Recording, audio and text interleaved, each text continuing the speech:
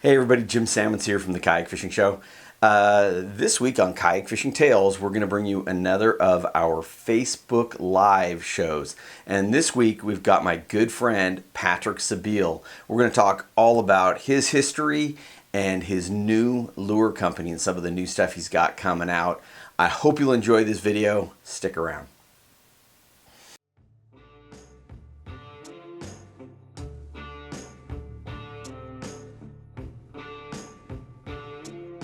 Here from the Kayak Fishing Show live. We have a really cool show for you today. Of course, the Kayak Fishing Show live, as always, brought to you by Ballast Point Brewing Company. Although I don't have one with me today, I'm still fighting a cold, so today it's brought to you by water. But we love our Ballast Point, and we appreciate their help all the time. Our guest today is Patrick Sebile, and of course, we want your guys' participation. So please, he's generously offered to give a couple of his brand new lures to some participants, but we really need people participating to have that happen. So with no further ado, I want to introduce you to my very good friend, Patrick Sebile. Patrick, thank you so much for joining me here. I'm glad we could squeeze this in. I know you're a very, very busy person. I'm not the only one, but yeah, I'm quite busy, especially the past 6 or 7 months. Oh, thank you so much for having me, my good friend. Yeah, I know you're busy with all this, with the changes in your life. You got 2 kids now, and then you starting this new business, and I'm super excited for you. We have a couple of our regulars here. Got Weiss, who joins us every time. Weiss, he says he fished with you, Patrick. He said, yeah. If you can read that, he says he saw you losing a rod when you were fishing off a pier. That's a good one. Yeah. I remember Weiss. Yes, we are fishing quite often. I was used to go in vacation, basically in Dania. I was guiding a lot around the world, especially in Africa. And my time to make a break, I was almost always going to Florida to make a break for vacation before going back for another, 8 or 9 months of guiding in Africa. And yes, I remember Weiss very well. I do. It's so funny how you meet people all over the world. I've run into people just randomly in airports, and it's a small world anymore. And the internet, of course, making it that much smaller. We've got Edgar here. Hey Edgar, how you doing? Daniel, as always, joining us. Hi Daniel. And Scotty Thomas, man. I really appreciate everybody being here, and of course throwing us some questions. And of course, I'm going to be throwing questions at Patrick. And Patrick, you've probably answered these questions for me before, but our guests won't know that. So first off, tell us a little bit about Patrick Sebile. I know you've been fishing since you're a little kid. You're world famous for the number of species you've caught, the IGFA world records you've held. What got your passion going for fishing so young and driven you into the actual business of fishing? Fishing itself. I don't think I'm trying to make a very simple explanation, but fishing itself. I grew up. I was a lonely kid. I was the only children of my mom, so I don't have brother and sister. And she was always afraid if I will go outside and maybe I will have problem with other kids. So she don't want me really to go outside, but she was okay when I was fishing. She will drop me in the morning next to a lake, and then she will pick me up, at 6 p.m. And there she have no problem. And also, I was very much, I know it's hard to believe now, but I was very much an introvert, and fishing was really a place I was feeling good. I was feeling fully myself, at school with other guys. I was always very passionate. I was passionate about fishing. I was passionate about music also, which is my other big passion. And honestly, at school, I have very, very few friends. I was not the typical kid who liked to hang with a bunch of other kids. I wasn't comfortable with that. I've even hard time when I was probably 10, 11 because I was bullied a lot by some kids. So really, fishing was the place of escape, was the place of dream, and was the place I was succeeding, because even as a kid, I believe I won my first tournament. I was like 11, and I was not a kid tournament. That was a tournament. I won. There was whatever 50 or 80 people, and most of the guys were adults, 30 years old, 40 years old, whatever. And so it really boosts me, that I have success, that I was able to achieve things. And especially, a kid versus adults catching big fish and stuff like that. And no, Sean, I'm not from Texas. Maybe Paris, Texas. Well, not to interrupt, but I mean, sure. You have got, your species list. I don't even know what it's at. It's got to be close to 800 or something now. It's 776 recognized species. I have a few more fish I've cooked, and I've not been able really to make sure what species was it. So I don't count a fish until I'm sure. When did you start counting? That's another of those things. There was no big plan behind that. That's very simple. I grew up fishing in freshwater. Where I grew up in the Bordeaux, in the southwest area of France, there were different pits that have been dug during World War II, because the Germans were building all those big buildings, to protect versus, the Allies bombing their submarines and stuff like that. So they need a lot of gravel. So many pits were dug really where I grew up. So just within a few miles, I have 7 or 8 lakes. I can go with my bike and go fishing. But, when you fish in a lake, once you've caught pike, zander, bass, perch, you have 10 or 12 fish. Once you've caught them, you've got everything, there's no surprise. And I have a neighbor who was in his 30s at the time, was used to go sometime on party boat in saltwater. And one day he proposed me and my mom. He said, "Hey, do you want to join me? I go fishing next Sunday in the Arcachon Bay." And of course, I was excited about that. So my mom said, okay. She gave her, the cash to pay for my spot on the boat and stuff like that. That very day, in one day, I got like 14 different species.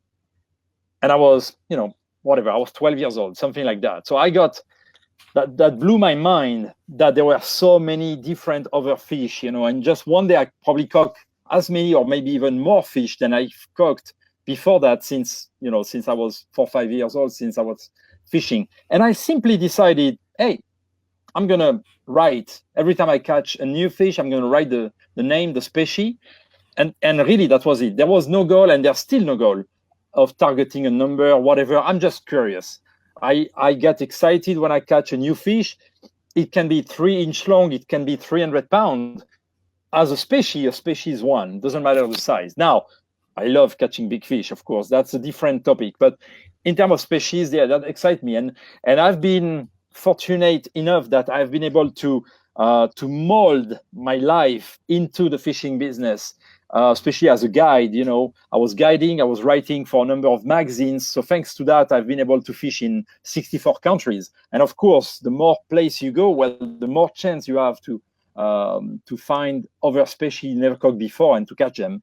And that's why the number is right now at 676. I'm looking for that next one. 676 or 776? Sorry, 776. I don't want to take 100 off. That's a lot. No, that's about how many species I have total. Especially as I very rarely fish with live or dead bait now. Not that I'm against, but I like it, but I love lure fishing much more. And also lure, well, it's related to my job. So when I go field testing lures, I don't use baits. And there's a number, especially of small fish, that you're almost only able to catch with baits. And right. That's why now my number of fish grow very slowly, just a few every year. When I was fishing with bait, when I guide in the place, I have my biggest lodge. So I own 3 fishing lodges in Africa over the years. The biggest one was in Guinea-Bissau, where we are catching those giant harpoons. Just in this region, I caught 156 different fish species just fishing there. Wow. But many of them were, small fish, just, maybe a pound, half a pound. Daniel has a question there on what is your favorite fish to target? My favorite is a fish that very few people, I believe, will know about in this podcast. That's called the gilted sea bream. That's a fish we found in France, southern England, Spain, the Mediterranean Sea, and northern Africa. It's part of the sheephead, the Atlantic sheephead family, okay. Sparides. I grew up fishing that fish with a lot of love for it. It's a very finicky fish, and I got to be honest, that's very exciting to me to be able to catch a fish which is difficult to catch. And for its size, that's a very good fighter. But it don't grow big, sadly. You know, when you have a 8 or 10 pounder, that's pretty big. I got some. Well, we got a hello from Eron Dodds, and hey, good afternoon Eron. From Andrew. Thanks for joining us, Andrew. Always, Zach, he loves your vibratos. That's a cool lure. That's a very different lure. Yeah. And well, you have to wait one more year. I will have some stuff to play in that game that I hope people will love as well. Reginald, always joining us. Thank you so much. Andrew, do you have any that stand out just over and above the majority of the others?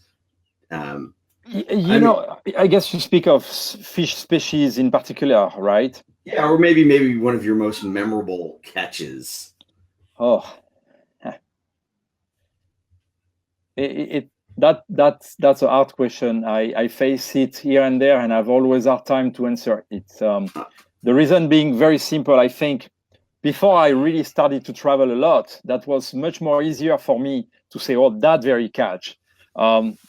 I was lucky enough that I had years I was able to fish more than 300 days per year, and in many places, and many great places. So that may surprise you, but I will say, without giving one I have a number that are very strong in my mind, really.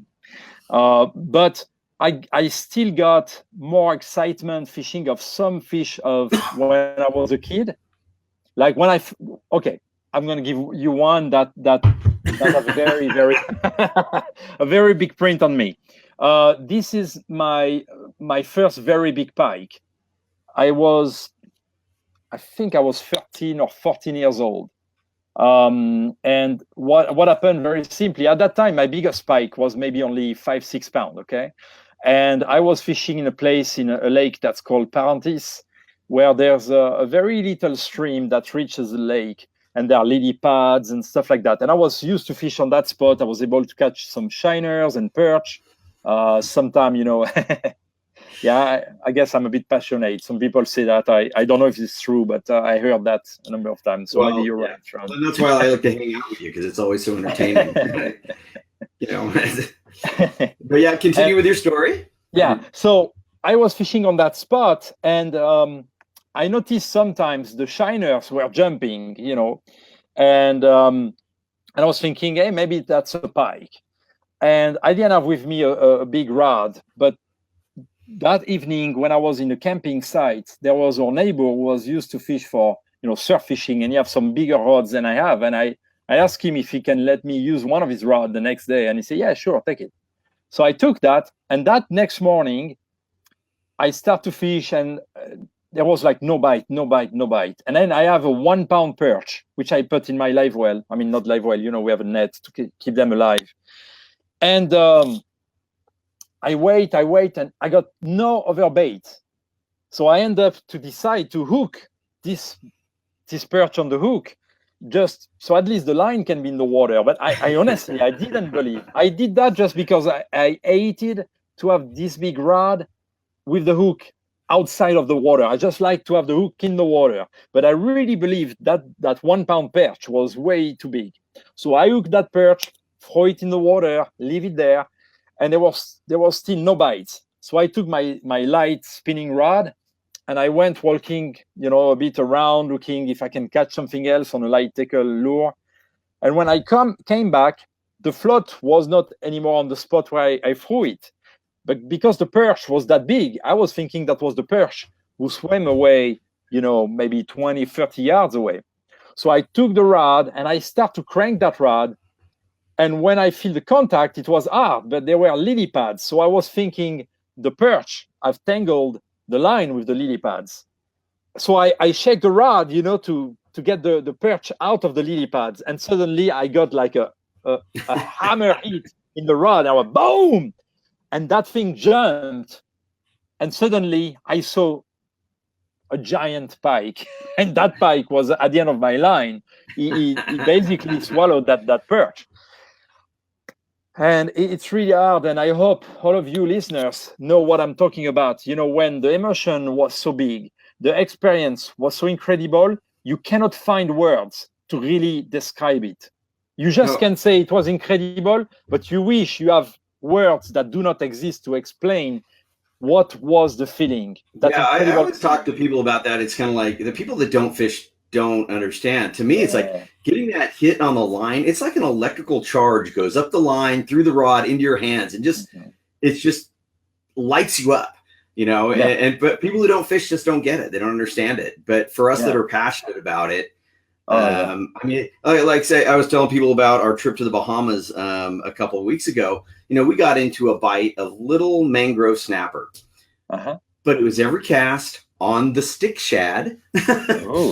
And it was every cast, and you're just laughing and giggling and having so much fun, and like I said, maybe somebody who doesn't fish wouldn't understand that. By the way, if you didn't hear this, I was in 12 feet of water throwing a floating stick shad and got 2 bonefish.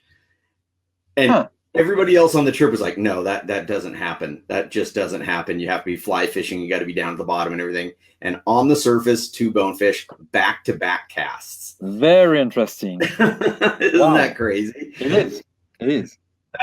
So you started off fishing as a kid. You started guiding around the world. Where did the making lures come in? The making lures came when I was about 8. When I was 7, I have a Rapala husky. Sorry, I remember that very well.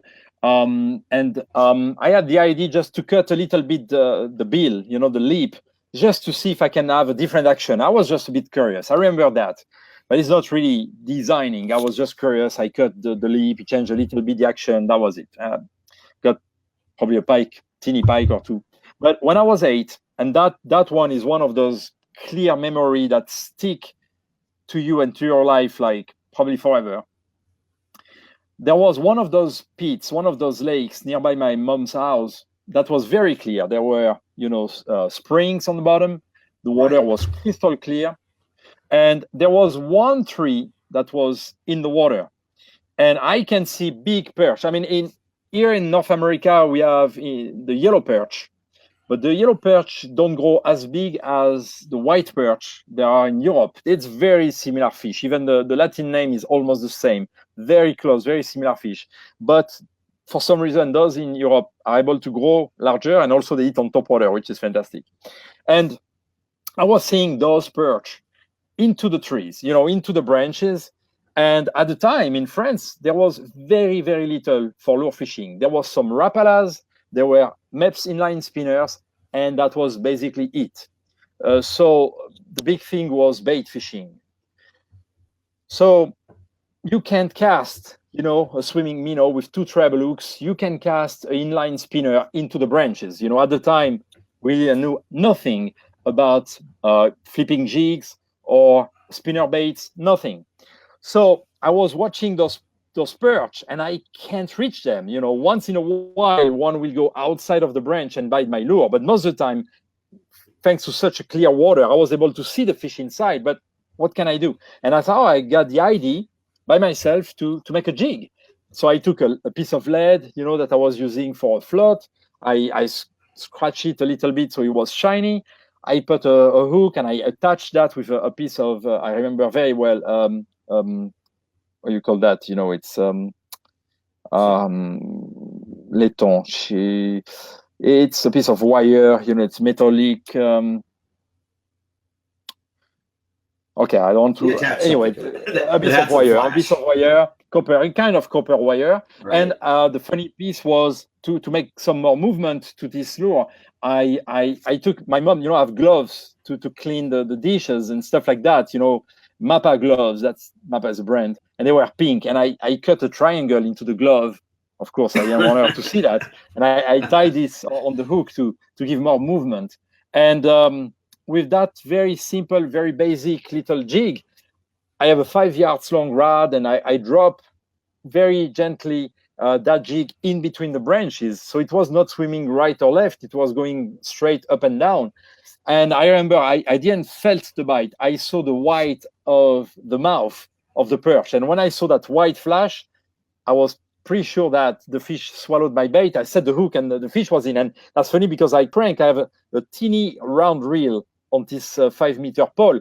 And I cranked to the point that the rod tip came into the mouth of the fish, and I pulled backward and I bring that fish. And I was 8, and I was so excited that there was a problem. I want to reach those fish in those branches. I found a solution. I made myself the solution, so the lure. I tried it. I got that fish. It worked. I got so excited about that. Then it was my mind. I was starting to think, hey, what can I do? And that's how, little by little, but over the years, I designed one lure, another one. I found not long ago, I found a teeny popper made with different little floats I tied together with 2 single hook and a piece of wire, because we have pike, so we're fishing bass and perch, but the pike also sometimes were biting, so I needed to last. And this kind of thing I designed. So they were ugly as possible, but hey, I was catching some fish with them, and that was giving me the feeling that I can do more. And when I was around 12 or 13, I remember reading an article in a French magazine about making its own rods. And I knew one of the sales reps from one of the company, Plateau, who at the time was the Gamakatsu distribution in France. And that guy, I knew he was selling sometime blanks when they have leftovers. They have some brands they were making for themselves in France. And I booked him a few, and I started to twitch the rod. I remember because the article was showing like 20 pictures or 15 pictures to show you how to tie a guide. And I started to do that. And a few years later, the rods were what put me first in business, in fact. Because, right? I didn't know yes, that. You know that question we had a bit earlier about my favorite fish, the gilded sea bream? Fishing more and more for that fish, I realized that I need a rod that have a very good casting capacity, that have some power needed, because when they want to go in the pilings underneath a jetty or in the rocks, they will go there and they will break your line. But at the same time, if the rod was too stiff, they will spit the bait right away. You will barely feel or see a bite, and the time you try to set the hook, they will be off the hook. And I've decided to add a fiberglass tip at the end of that 12 feet long rod. And I did it by myself. And what happened, I did that rod when I was about 16. And I was fishing a lot in my region, Arcachon and the coast, the shoreline south on the Atlantic side.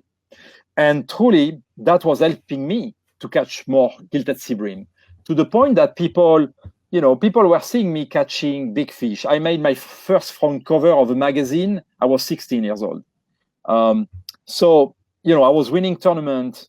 I was fishing every time I can. I was going to school. In my backpack, there was a foldable rod, like almost all the time. And when I was leaving school at 5 or 6 p.m., well, if it was not raining and if I can, then I will go and stop by one of the lake, fish 1 hour, and then go back home. So people were starting to talk about this young dude with that rod catching a lot of the gilded sea bream that everybody knows are super tough to get. Many anglers, no kidding, many anglers maybe catch 1 or 2 a year.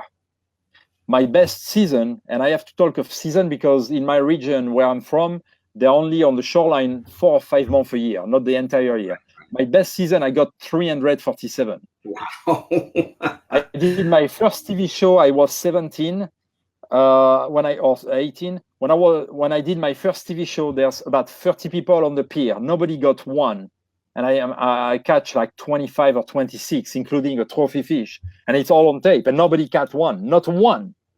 And that fish is that finicky. If you really want to catch that fish, you have to work very, very hard. You have to pay an incredible level of attention to any single detail. And that rod was really helping me. And because people were seeing me fishing with that rod and catching more fish, they will go to the retailers nearby and say, hey, we see this guy, can we buy that rod? You know what brand it is? And those retailers bring the information to sales guys from one of the major European company. The name is CERT. And that's how the CEO of that company, Francis Coutu, reached out of me when I was 18 and say, look, I'm interested. I've heard a lot of things about the rod you've designed. I would like to produce it for you. You will be paid with royalties. And I told him, without thinking, but I have not designed just that rod. I have 7 or 8 different rods for different uses. So maybe we can come with an entire range. I was not talking business. I was talking logical because I've made those different rods for different needs. And he looked at me, and I can remember the surprise in his eyes to see that young kid who've never made anything in a business, who just got the information that I can have 1 rod made. And instead of being happy with that, I said, no, I have full range. We can do 7 or 8. And basically 1 year later, we launched my first range of rods. That's how I'm saying that's what put me in the fishing tackle business, were the rods, thanks to that very one rod that I created when I was about 16. Wow. Let's look at some of these questions. So we've got quite a few here. Sure. And I'm going to cut real short. I mean, so you went from that, you were guiding, you started Sebile Lures, which is when I first met you. Mm-hmm. And, the flat shad was one of your most popular right off the bat. That's right. The stick shad, of course, the Magic Swimmer caught everybody's attention. It caught my attention, that's for sure. I've caught more fish on that lure than probably any other lure I have, I think. And I still love the old soft Magic Swimmers, man. I'm glad I still have a bunch. Then it turns into Pure Fishing, or Pure Fishing buys your company.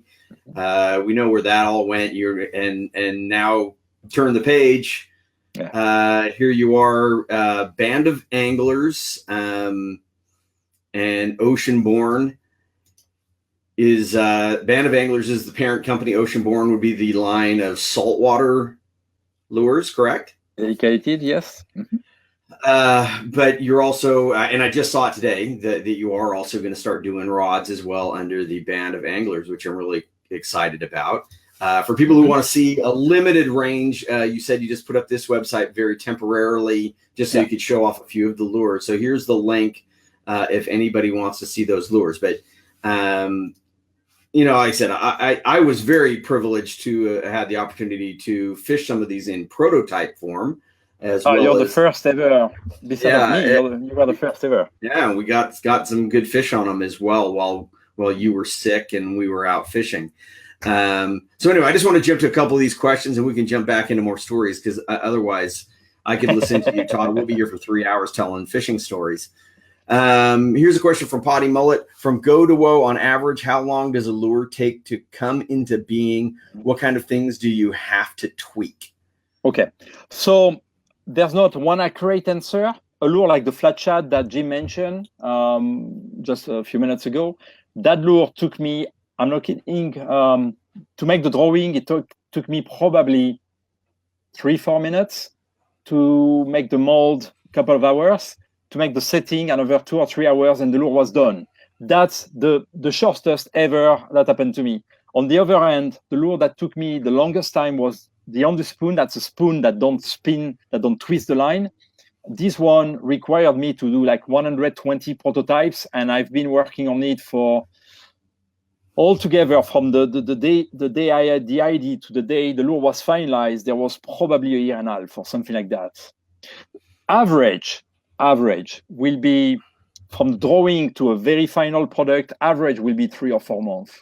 So let's say you've done the drawing, you're into your first prototype and testing that. What are you looking at? Are you looking at balance of it, the weight of it, weight forward, weight back? Yeah.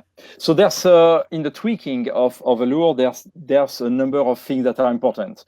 Of course, you want a lure that have a good swim action, because the action is what catches fish. But also, depend the type of fishing, the castability of the lure might be key. If you fish for bass from a boat, the casting distance don't matter very much, because you can do power fishing with your electric motor. So, you don't need a lure that casts super well. You need a great action. When you're from a beach and the fish are 90 yards from you, well, the casting castability of a lure is really key. So you still need a good swim action, but the problem is the best swim action comes with weight close to the mouth of the lure. The best casting action comes with the weight on the tail of the lure. So you see, so it's really a balance. Is it a lure that will be more important to cast very long and very accurate, or is it more important that lure have the most swim action? And that's where I play on the position of the weights, depend on this action, on this answer. This is also why I had designed a few lures where I have different setting if it was for freshwater or for saltwater, where the freshwater one will have a better swim action. The balance will be made in a way to entice the most or the best possible the swim action, and the saltwater one will be more dedicated for longer casts. So it's always a balance between one and the other. Yeah, of course. Eron, I like the Magic Swimmer in the 2 smallest sizes. Amazing action. Yeah, I said. I mean, I'm a big fan of the Magic Swimmer. Caught tons of pike on those up in Canada, and I have caught fish on the Magic Swimmers, hard or soft, probably everywhere we've gone in the world. You know, it's just one of those lures that just always worked. One of the things you taught me was putting 3 of them in line and fishing those, the soft ones in the kelp for calico bass. I mean, and just kind of twitching it, and the 3 of them are darting, and I mean that was just a deadly combination. And so that's why I've always liked to see what you're coming up with next, because everything seems like every time we see something, it's something new. We got a comment from Florian. Hi, Patrick. Happy to know some good news about your new company. Greetings. Bonjour, Florian. Wow, there's a lot more stuff here. What's up from Martin? Martin, thanks for joining us as always. Hey. Sean, we kind of went into that. He started making lures when he was a kid. What got you into the professional end of, when did that step take place? Getting into the professional end of making lures? That's one of those fantastic feelings in the life I'm living. To think that when I designed that first bait when I was 8 years old, basically a piece of lead, scratching it so it's shiny, taking a piece of a copper wire, tying a hook, tying a piece of a Mappa glove just to give a bit action. Starting with that opened my mind, and being able to then, for many years now, to make a living of my inventions is incredibly fantastic. And that's a good feeling that I wish to many people to have and to achieve in their life. I'm not saying that's always doable or possible. I did it. I'm proud of that, but I wish more people were able to follow the thing they really like in their life and be able to make a living of that. But I've never pursued the money. That have always been something where my goal have been always focused on fishing. Focus on the reason why I design a lure. I design a lure, first of all, for me. I don't design a lure thinking, okay, I'm going to design this because I'm going to make money out of that. I design this because I want it, because I need it, because it's a toy, because fishing is about fun. And when I design lures, that have to be fun as well. And that's one of those experiences I had working with corporate people where I feel like, okay, I'm not in the same world of those guys. Those guys, well, you had corporate people were corporate people and weren't necessarily fishermen, and I know that was a big frustration for you. Oh yeah, with that other company, which is now up for sale. Yes, yeah. I saw in the same email yesterday about you coming out with Band of Anglers and Pure Fishing being for sale. It's like crazy. Andrew had a question. If you still have that first rod, I don't have any more of those rods. Not only one, because for the people who know me, I believe Jim knows me pretty well. We've been great friends for a dozen of years probably now. I've always been very easy to give away things, just to make people happy. And I gave a number of things. I guided for the Old Tackle World Record Harpoon, 286 pound and 9 ounce. And for years, I have those giant scales. But every time I will have a friend, I would love to have one. I gave. And today, I don't have any more. And those first rods, no, I don't have. I sold, in fact, my very first batch of rods to a fishing tackle retailer in France. I sold maybe 24 rods. So that was before my deal with CERT.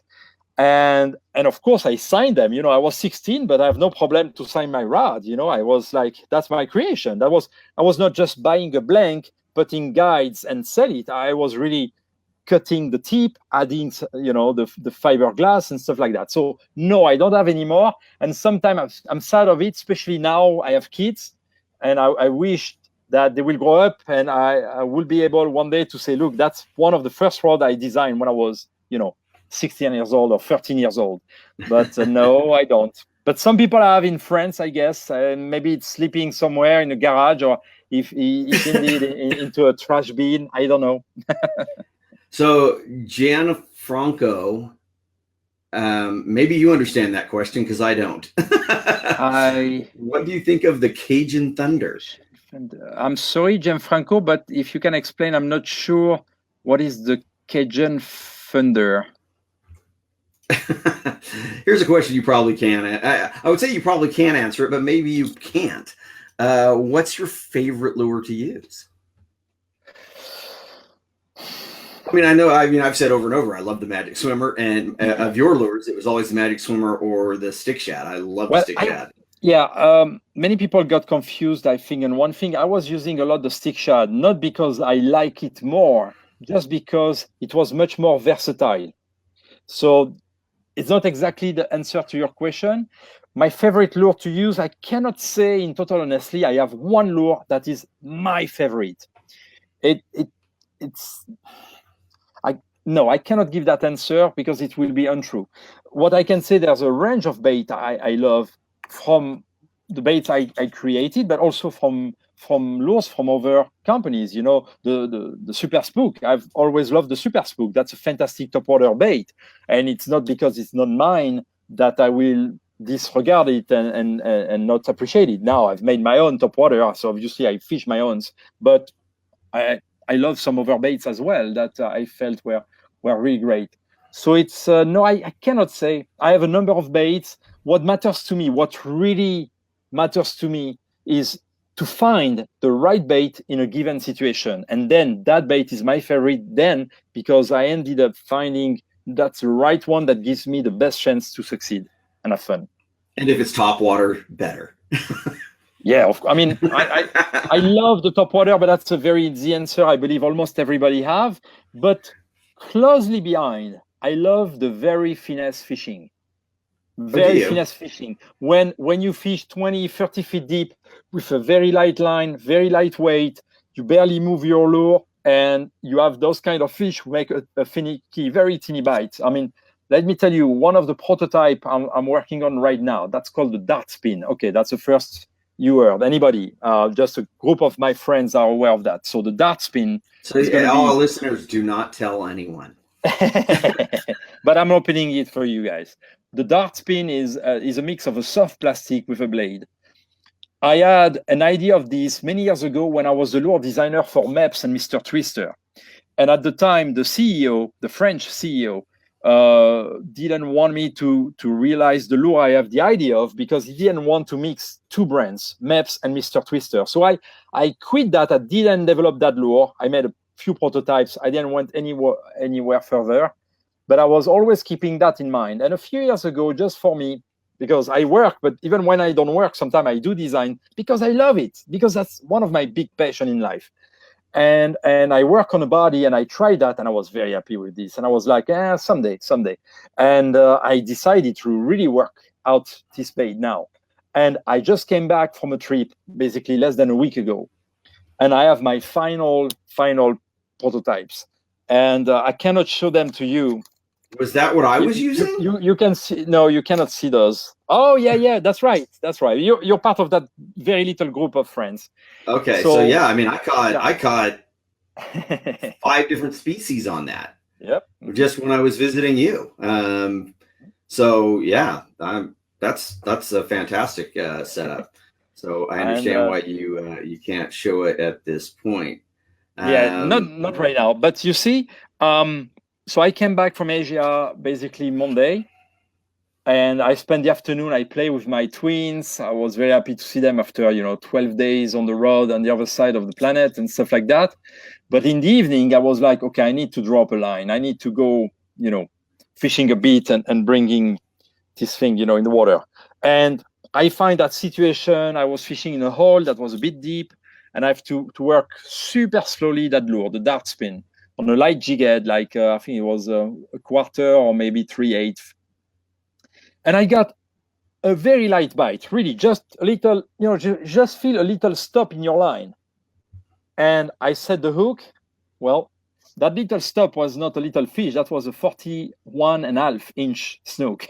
Wow. Even if that bite was very, very finicky. So you see, I love the top water, probably like almost everybody. That's fantastic when you can see. But right behind, when we have that situation where the bite is very light, where you have to be in that finicky mode, like you can have in California when you fish for bass in those clear water lakes that you have in California. Sometimes you have to fish with 4 or 6 pound test mono, very light, fine wire hooks and finesse baits, and that's the only way to go if you really want to succeed. I love that as well. So we have something from Florian. Again, could you explain some news about ocean-borne lures? I'm not sure what that word is, but availability, disponible. Yeah. Oh, okay. And how many products, etc. I understand Florian very well. Well, I'm going to bring this up, and I'm going to give this the whole screen. So here's some of the new lures.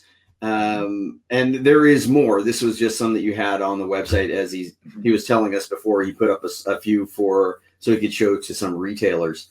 And these you'll be showing at ICAST, correct? Yeah, ICAST and FTEX right before that. So I will be at the FTEX, which is a big European show, and basically 2 weeks later I will be at the ICAST. So Oceanborne. So a Band of Anglers is really my new company's name, and that's really what my team is. All the people working with me, whether they're the people taking care of the sales, the accounting, everybody in the team are anglers, and that was really important to me, not to fall back into that corporate world that I've just spent basically 7 years with. And within a Band of Anglers, I will develop several brands. So each brand will be able to be relevant to specific fisheries. And in the case of Oceanborne is definitely the saltwater dedicated brand. And that's why Oceanborne have both lures and also rods. Within that brand, Oceanborne, I'm starting with a series that's called the Flying Series. And that's what we have pictured here. Yes. And there will be, my plan is to have at least 12, if not 15 different shapes into the Flying Series. I'm not saying year number 1. It will probably take 3-4 years to have all those shapes in that series. But that series is especially dedicated for long distance cast. And that's why when you look closely to those baits, you see ribs underneath the belly and you see wings on the side. Do you have one you can hold in front of the camera? Yeah, sure. Okay, I'm going to give you the whole screen then so they can see it a little bit better. Yeah, so and you can explain on how that works. So it's a ribbed belly and has almost wings on the side of it. It's definitely wings. So the effect of those, first of all, when you see those ribs underneath the belly, you have to think about a golf ball. I'm not kidding you. Like a golf ball. A golf ball have those many, I think you call them riddles. I think the teeny holes all around the golf ball. Well, when the people cast the ball, the ball flies in the air and tends to spin on itself. And those teeny holes create turbulences that helps to lower the air resistance. Basically, it's made to increase distance and accuracy. So I was working on that principle to find how can I translate this thing into a lure to help basically to cut the air resistance to increase my distance. So this is what those ribs are made for. As most of the friction of a lure, when the lure is flying in the air, most of this friction is underneath the belly because with Earth gravity, the lure want to fall, of course. So most of the friction is underneath the belly. So I'm basically cutting anywhere between 40 and 50% the air resistance thanks to all those mini ribs.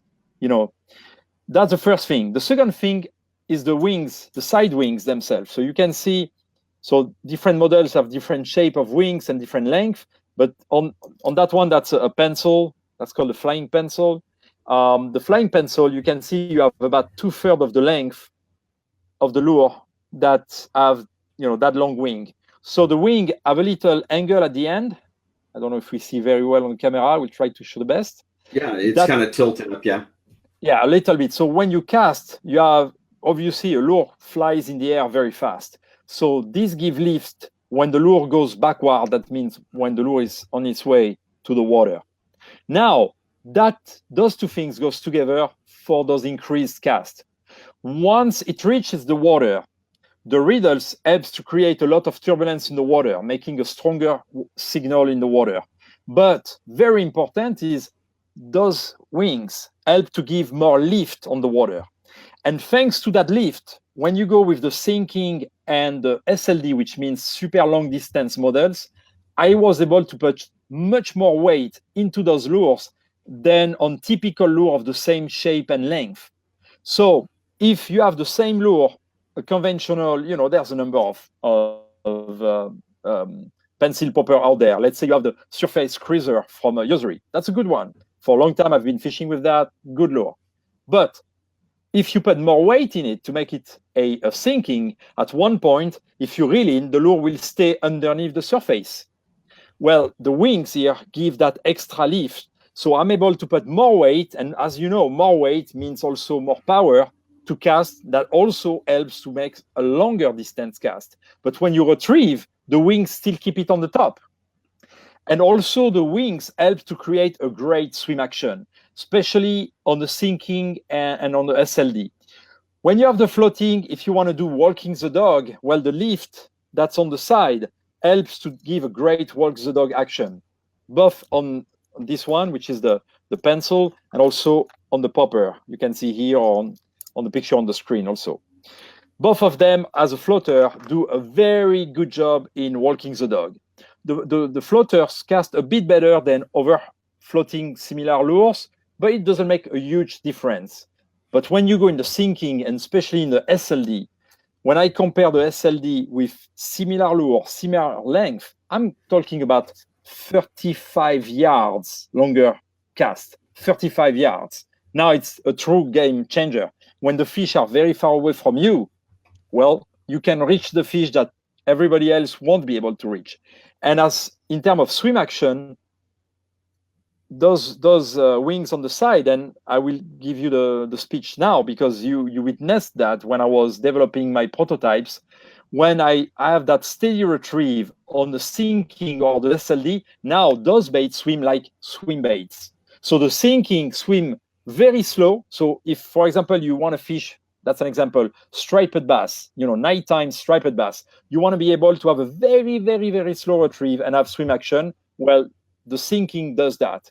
And if you need a bit faster swim action on the retrieve, now you go with the SLD and you can retrieve at a slow to up to a medium speed. And in both cases, once you start to go faster and you start to twitch the rod tip, now the lures have their top water action, popping and doing all kind of things. So you've seen that by yourself. What can you say about that swim action? Well, it was incredible for honestly, I think the most amazing thing was the SLD, the distance you're getting casting on it, holding it. It was a heavy lure, but then it just comes right up to the surface, and being able to pop it and walk it on the surface on such a heavy lure was unlike any other lure I've used. Potty Mullet, can you share some thoughts on lure patterns, colors, and when you use them? I know that a lot of times, and I think we've discussed this in the past, is action is more important than color. And, there's many times where people say, oh, you got to be using this color, and I'll throw something completely different. And, that's what's working. And I have been in situations where I felt like you had to use red, or something like that. But more often than not, I'm not a big color guy. I don't think it really matters as much. What about you? That's exactly my situation, and I know not everybody is happy to hear that, but I believe the color is the least important factor in most cases. So I don't want to make an absolute rule because there's no absolute rule. And sometimes, yes, sometimes the color is number one. I've been lucky enough that I was able to detach myself from a deep belief into the fact that the color is so much key. And many times in many places with many different fish, I found myself that I was able to do as well, and sometimes even better than people who were using the color they say was the color for their location. Look, you see that pencil popper, it's a green mackerel. Well, in the Northeast, New England, Massachusetts, Boston, New Jersey, Long Island, many people, like many people, believe that is the one color you will catch more striped bass than anything else. I have not noticed it myself. Now, I believe it's really important for the angler to fish and believe deeply into the fact that what he uses is really great for him. And that matters. Well, yeah, it comes back to the old confidence, right? Having confidence matters. And that, I will always say that like this. Why do I come with lure where I have like this lure? I have 8 different colors. Because first of all, I want to make sure I give the best chance to almost everybody to find 1 or 2 colors they are very confident with, because it's key. I've been endless times fishing with prototype with 0 paint on my lure. I barely put some paint on the head or on the back, so just I can see the lure action in the water. It's just a visual reference for me. And most of the time, not always again, but most of the time, I've not seen difference with lures that have color. Well, I always say it's like, a lot of times as you pull that lure out of the box, it's had all the paint knocked off of it. That's the experienced lure. And why is that? Because that one's swimming right. Yes. And we find that a lot with iron, because on an iron, a surface iron, a lot of times you have slight differences, and one will swim and one won't. And like I said, you get that one that swims right. It could be straight aluminum. It just doesn't matter. If it's swimming, it's getting bit. That's why, to my point of view, the most important work for a designer is really to design a shape that provides a great fishing action, that casts very well. Again, depending of is it needed to cast very far away or to cast short cast and have the best action possible. But for the angler to be able to pick up a lure that really fits the situation, for my experience, showed me that was what was doing the best, giving me the best result possible. Weiss says we're going to have you back on again. I knew this would happen because Patrick is so passionate about this and talks and his stories are always so good. I'd like to see you again. My buddy Tom is here. Tom and I used to work together at Pepsi, and apparently he's brought in a bunch of other people that I used to work with at Pepsi. And Tom, I really appreciate you sharing this and with all the old crew and all that. And I saw John Verissimo on there, and I think, God, I can't remember well. I saw a few different people from the old days. So thanks, Tom, for sharing it with all the guys. When do you create a pike and bass fishing lure? Jan. Well, most of the time I do not design a lure for a specific species. Most of the time, I'm not saying always, but most of the time I design lure for situations. Most of the time I try to design a lure, like for example, this pencil, I have it in my hand. That's why I take it as an example. I didn't design it for a specific species. In New England, definitely this lure will be used to target striped bass and bluefish. But in Spain, that will be bluefish again. But in the Netherlands, that will be a great bait on the early morning to catch big pike. So most of the lures are designed with that mindset. But when you hear me well, I'm saying most, I'm not saying all. And it's most likely, by the way, that I will have a set of lures that will have a dedication to the bass, and another set of lures, or maybe brand, that will be more dedicated to the pikes. So I hope Jan will be happy with this. Hey, Weiss, thank you. Weiss says this is the best live show he's seen, and I knew it would be a good one, and I'm so happy that Patrick could join us again. I have been lucky enough to fish with Patrick a couple of times, a few times now. And although last time I went to visit him, he was typhoid Mary. John, how are you? And I mean, you were so sick. You just come back from China, and so you drove us around in the boat, kind enough to point us up some spots, and then went back to bed because you were so sick. So the fact that you were able to even hang with us for a day was so cool. So when are we gonna see Band of Anglers ocean-borne lures available? Will it be after ICAST? Is anything available now?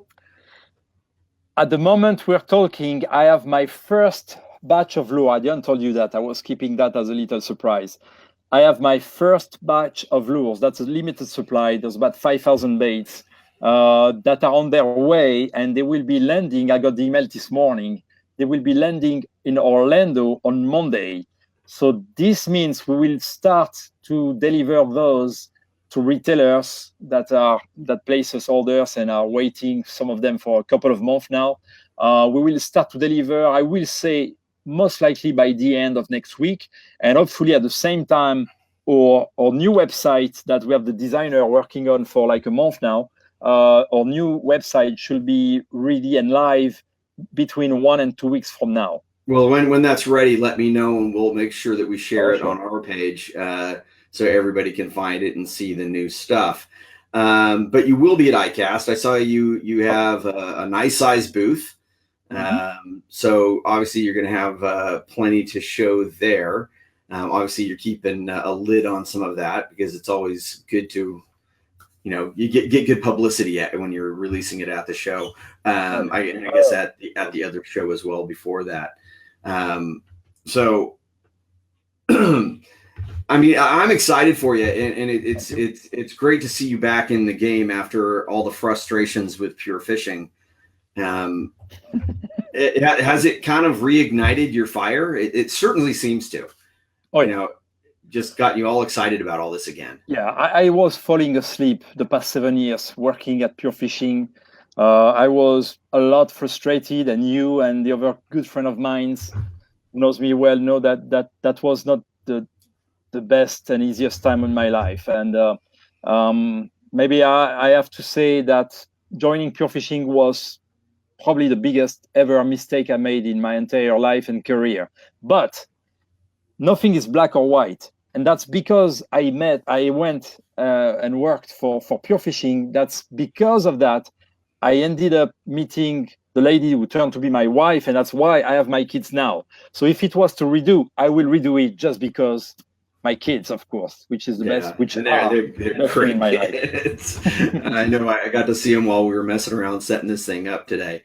Martin, you're going to make it to ICAST. That's cool. Make sure I'll be walking the show at ICAST for one day, and the remainder of ICAST, I will more than likely be with Siegler Reels.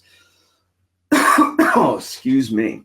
But we'll be visiting with everybody. And I mean, if you're a fisherman and you have a way to go to it, it is an industry only show.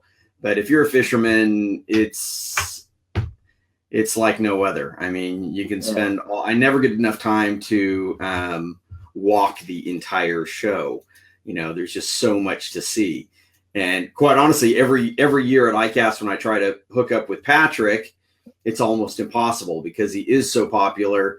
He has so many friends in the industry, and everybody wants to talk to him that, I mean, you got to make an appointment and then wait around, a while because he's a talker. You may have noticed.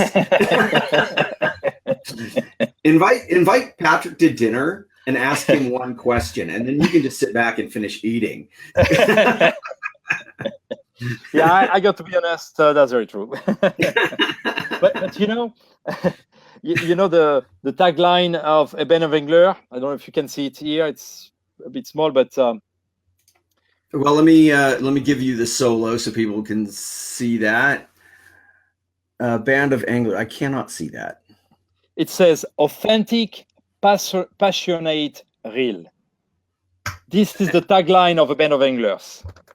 And this is why I like to work with you. And it's the same as working with with Wes Siegler. It's exactly the same. It's that passion, that honesty. I mean, people ask, it's like, I'm sure in a lot of lure manufacturers, they'll just throw something together, put it in a package, and go. I mean, I watched you with a lineup of prototypes, cast one several times, write down some notes, put on the next one, cast it a few times. You are personally testing each one of these prototypes to make sure it does what you want it to do, because you're the passionate angler, because you want it to work for you.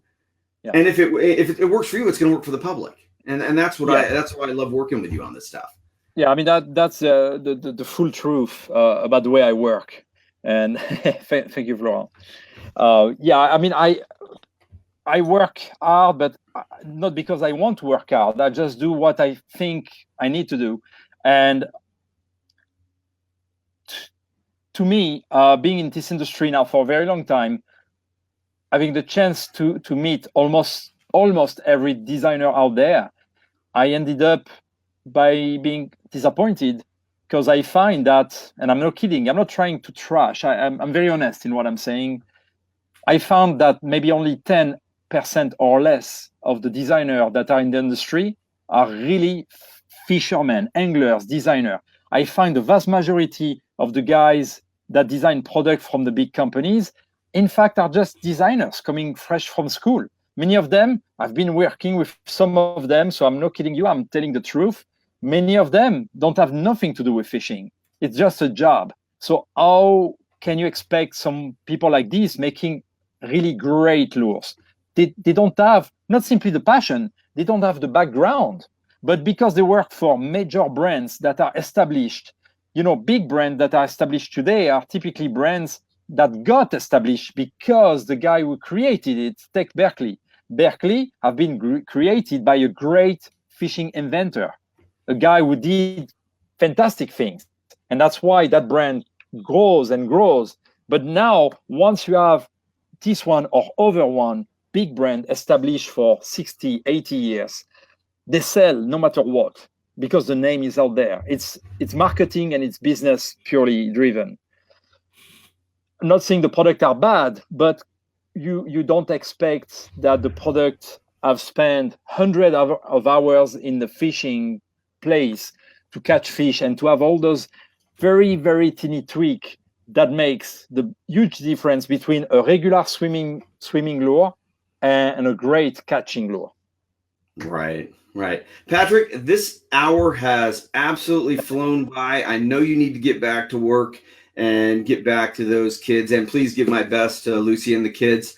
Sure. I cannot thank you enough for doing this, and let's definitely do it again, because I know everybody loves your stories, and we can get more into the stories. Oh, yeah. I mean, I actually was reading an article today because it came about because that email came out, and I read an email. I read this thing that I never knew about you, was that you were a record producer or something along that, or manager. Doing some heavy, I know you love your heavy metal and Kiss and all that, and it was pretty interesting stuff. So we got a lot more stuff we could talk about. So I really appreciate you being here, Patrick. Thank you so much. Time. It's a band of anglers, ocean-born, and this is the temporary website where you can see a few of the lures. ABOALLC.com. And again, thank you, Patrick, so much. I'm going to send you down below and close this thing out. Thank you, my very good friend. And if I don't talk to you, I will see you at ICAST. So, man, that was amazing. I love Patrick. As you can see, a great guy, great friend, and his passion for this sport is like no other. We'll be doing more of this stuff every Friday at the same time. Next week, I've got Luther and John from Yak Attack. They're going to be on here. And they actually were the first ones to do a live show with me, and it totally bombed. It didn't work at all. We had so many technical difficulties. So they're going to come back on, and we're going to do it right this time and show off a lot of their great gear. So everybody, I appreciate you being here, and I hope to see you next week. And, I do a bunch of these impromptu ones as well. So just remember, if you're going out on the water, always wear your PFD and hold your paddle right side up. Well, I hope you found Patrick as interesting as I do. Man, he's a great storyteller. If you want to see these videos live and have a chance to win prizes, make sure you go over to the Kayak Fishing Show with Jim Sammons Facebook page and subscribe to notifications of all our live videos. I don't think you'll regret it. So anyway, I hope you enjoyed this video. You take care.